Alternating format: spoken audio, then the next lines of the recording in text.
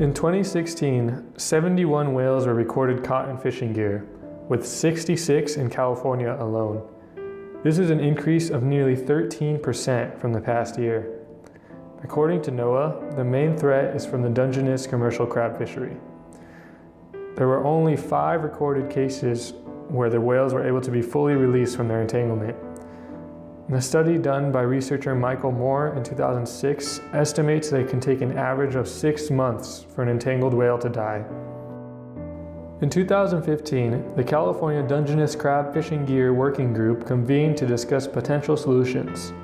A year later, they released a best practices guide which included numerous ways to fish for Dungeness crab and reduce whale entanglements at the same time. The main factor is that the length of the line will be reduced so that there is as little slack as possible for the whales to get trapped in. Other included suggestions entail minimizing the amount of line floating at the surface, clearly marking gear to identify its origin, avoid setting gear in heavily trafficked areas to reduce displacement, and increased maintenance of gear. There are also a few solutions not mentioned in the best practices guide, and these including weak links that break when a whale or ship becomes entangled, and increasing the number of traps per line to decrease the overall amount of line in the water.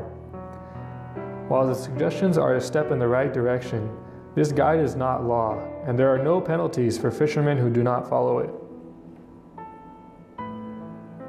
This best practices guide should be made into law, and any fisherman caught not adhering to this guide should be penalized.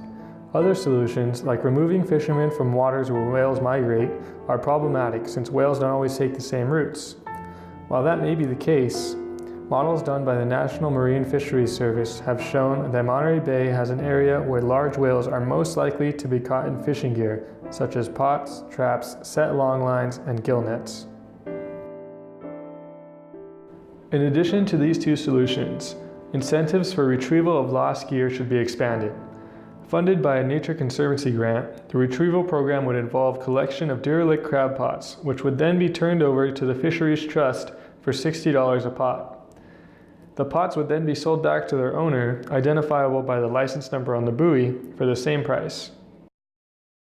By increasing incentives, making a set of laws based on the best practices guide, and creating time area closures based on the National Marine Fisheries Service models, we should be able to reverse the increasing trend of whale entanglements.